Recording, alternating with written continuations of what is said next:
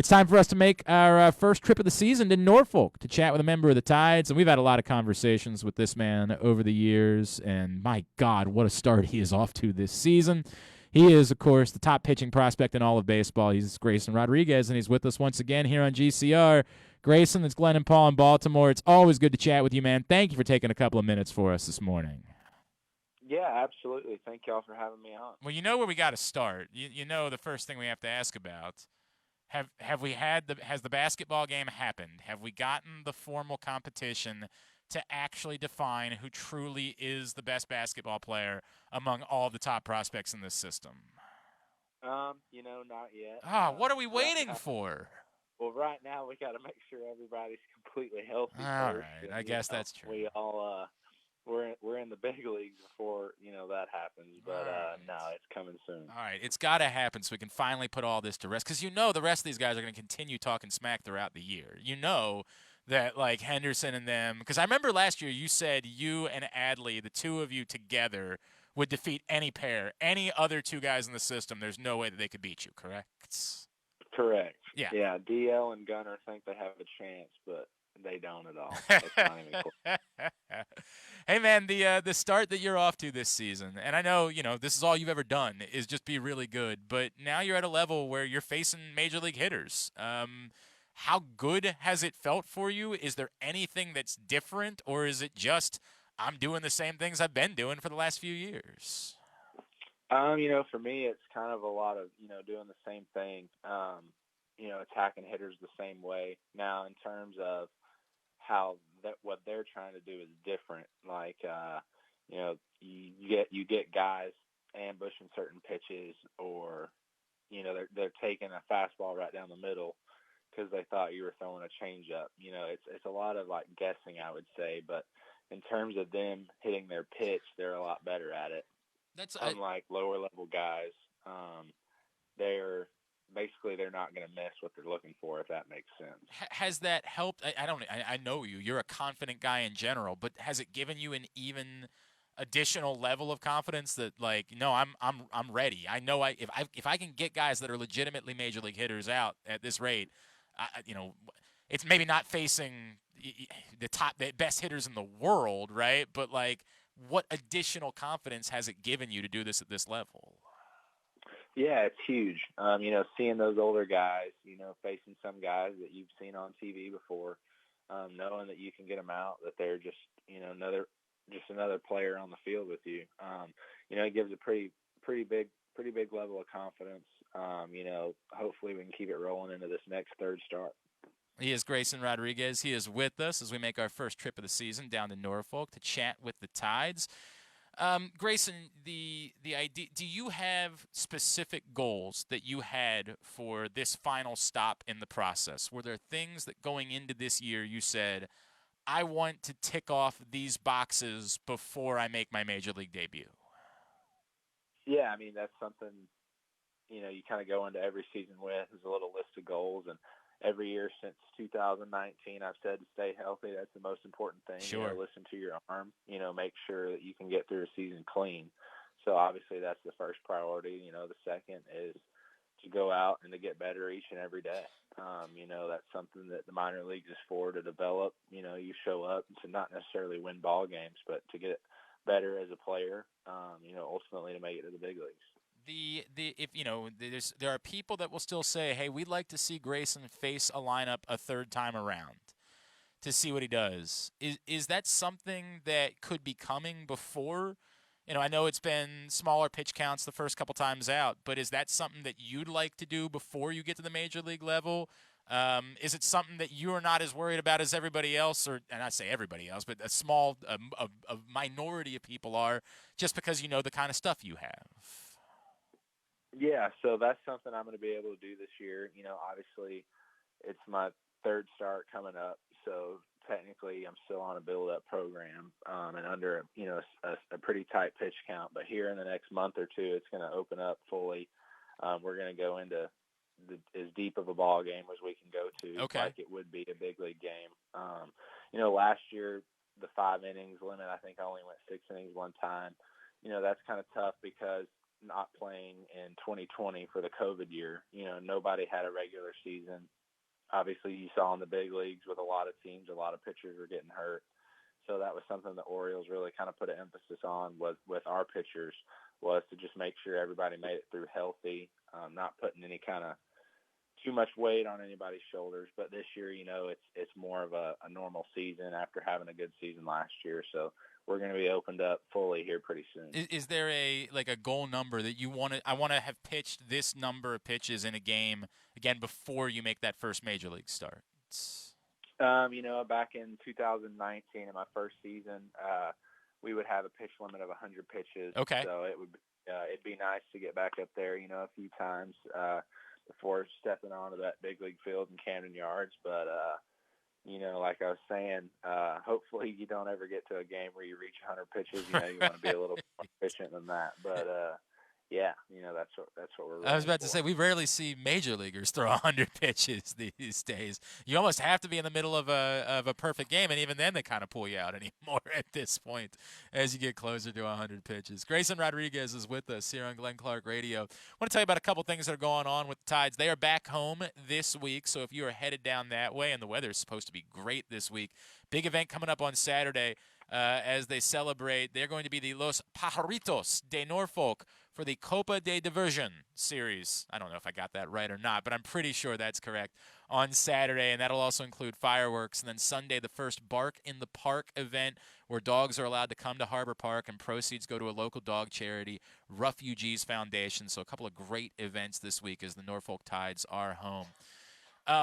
Grayson, we have talked, you and I, about the pressure, right, and the attention that you've gotten since you've arrived, but that has amplified even more over the last year as you're identified by everybody as the top pitching prospect in baseball.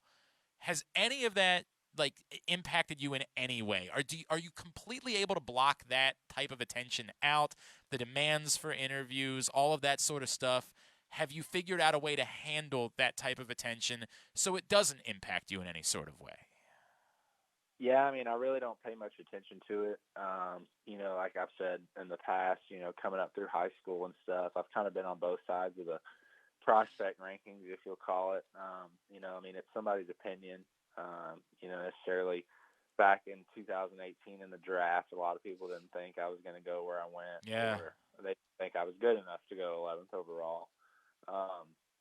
Now you kind of see the flip side of that. And really, nobody knows anything about your career. So it's just another label, I guess you could say. And, really it only matters what you do on the field.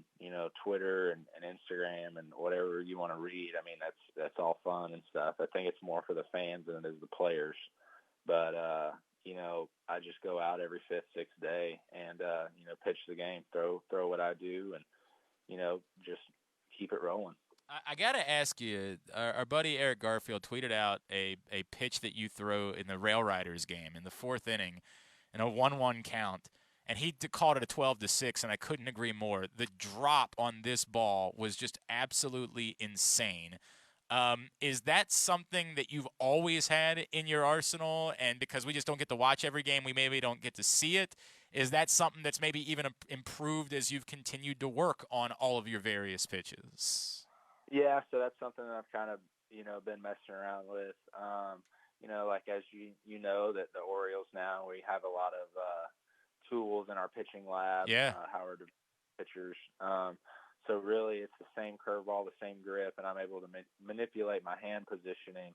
So if I want to throw a 12-6, I can throw a 12-6, or if I want to throw more of a true curveball, I can do that. So really just kind of, reading swings, kind of figuring out what to do with it. But yeah, I'm able to kind of adjust it and tweak it as I go along. Everything's the same, but like I said, the wrist position's a little bit different, and that creates the different view of the break, you could say. Were you as excited the first time you threw that pitch as we are when we see you throw that pitch? We're nerdy Orioles fans, and so when we see that, we're like, oh my God.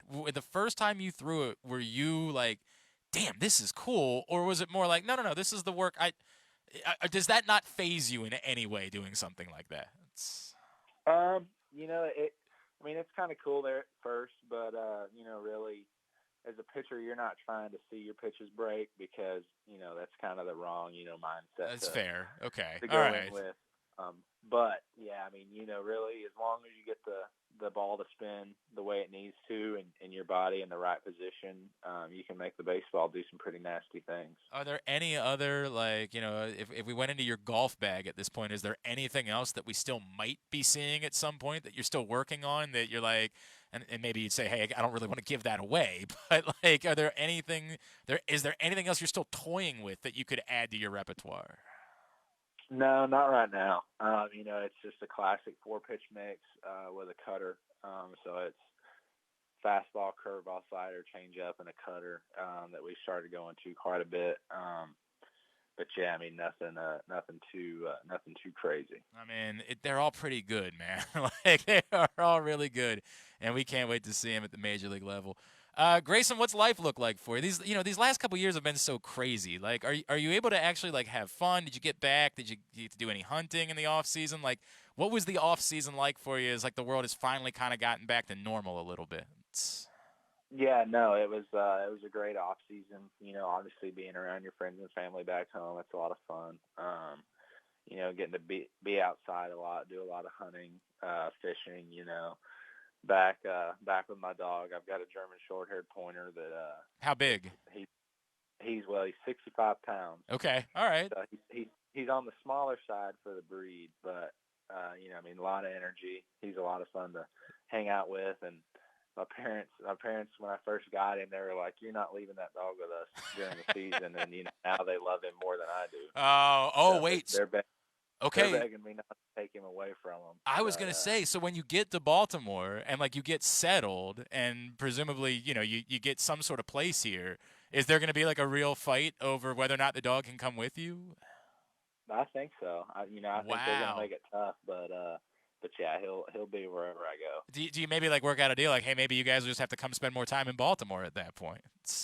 Absolutely. Yeah, right. Like that's a pretty good thing to hold over their heads. Like, hey, you can spend as much time with the dog as you want as long as you're here. That's the way it's got to go. Mm-hmm. That's a pretty Absolutely. Good. What's the dog's name? Ace. Ace. Well, I mean, come on, dude. That's the greatest thing I've ever heard. That is perfect. That's exactly what I would want Grayson Rodriguez's dog to be named. That is, yeah. I mean, you get it from the baseball side, but yeah. really it's because Ace Ventura. That's one of my favorite movies. Really? With Jim Carrey. So and his personality kind of fits that too. Dude, were you even alive when Ace Ventura came out? Like, I got to do the math on this. Might have. No, I don't know. That's a movie I've been watching for a while, and it gets me laughing every time. Okay, hang on. So wait, when I was young, like just repeating Ace Ventura lines and trying to do the voice was all that I did with my friends. Are you the type that like does that at some point, and your friends look at you like, dude, I have no idea what you're talking about. I've never seen that movie. No. Okay. I can't really do a good impression. All right. That's a bummer because I kind of wanted to hear it. That's a bummer in that case. Grayson Rodriguez, man, it's always great to catch up with you, and we are always happy to see. I don't know what else to say other than, man, this is unbelievable. Getting to watch you pitch, it's so much fun. It's such a joy. And I know Orioles fans are want to get down to Norfolk. When's your start this week? Wednesday. So it's a heck of a haul to get down there tomorrow, but I would do it because it is worth seeing Grayson Rodriguez pitch. That is the case. As always, man, appreciate at G_Rodriguez16 on Twitter. Remind me if you're on Instagram. Yeah. Instagram is just Grayson.Rodriguez16. Grayson.Rodriguez16. Give him a follow there. Grayson, appreciate you taking the time for us as always this morning, dude. Let's do it again soon. Thank you for chatting with us. All right. Yeah. Thank you all very much. It's Grayson Rodriguez, top pitching prospect in all of baseball, of course. Checking in with us here on GCR. Appreciate him doing that. And again, you're going to want to get down to Norfolk this week. Enter the week ranked in second in the International League in on-base percentage, and they got the fourth best ERA. We know there are some bats that are going crazy right now. There's a lot to like about the Norfolk Tides roster at the moment, and hopefully we'll be seeing some of those guys, the Kyle Stowers of the world, here in Baltimore in the coming days.